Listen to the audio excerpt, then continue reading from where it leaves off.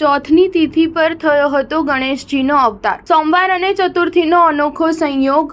ભગવાન ગણેશની સાથે ભગવાન શિવ અને ચંદ્રની પૂજા કરવાની પરંપરા। સોમવાર એટલે કે 10 જૂન જેઠ માસની શુક્લ પક્ષની ચતુર્થી છે। આ તિથિએ ભગવાન ગણેશનું વ્રત અને પૂજા કરવામાં આવે છે। સોમવારે ચતુર્થી હોવાના કારણે આ દિવસે ભગવાન શિવ અને ચંદ્રની સાથે ગણેશજીની પૂજા કરવાની શુભ સંભાવના છે। ઉજ્જૈનના જ્યોતિષ પરમ પૂજ્ય મનીષ શર્માના જણાવ્યા અનુસાર ભગવાન ગણેશનો અવતાર ચતુર્થી તિથિ પર થયો હતો, તેથી તમામ ચતુર્થી પર ભગવાન ગણેશના ઉપવાસ અને પૂજા કરવાની પરંપરા છે। ભગવાન શિવના વરદાનને કારણે સૌથી પહેલા ભગવાન ગણેશની પૂજા કરવામાં આવે છે। તમામ શુભ કાર્ય ગણેશજીની પૂજાથી શરૂ થાય છે।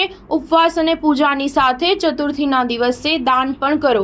કપડાં, પગરખા, અનાજ, પૈસા જરૂરિયાતમંદ લોકોને દાન કરો। કોઈને ખવડાવો। ગૌશાળામાં ગાયોની સંભાળ માટે પૈસા દાન કરો। મંદિરમાં ભગવાનની પૂજા માટે પૂજા સામગ્રીનું દાન કરો। સોમવારે ભગવાન શિવની પૂજા કરવાનું વિશેષ મહત્વ છે। જ્યોતિષ શાસ્ત્રમાં ચંદ્રને સોમવારનો કારક માનવામાં આવે છે અને ચંદ્રની પૂજા શિવલિંગના રૂપમાં કરવામાં આવે છે। તેથી ચતુર્થી અને સોમવારના દિવસે શિવલિંગનો દૂધથી અભિષેક કરો। બિલ્વના પાન, ધતુરા, ચંદન, પવિત્ર દોરો વગેરે અર્પણ કરીને પૂજા કરો। મીઠાઈઓ અર્પણ કરો। અગરબત્તી પ્રગટાવીને આરતી કરો। સ્ટાર ન્યૂઝ 7 હંમેશા સચ્ચાઈની સાથે।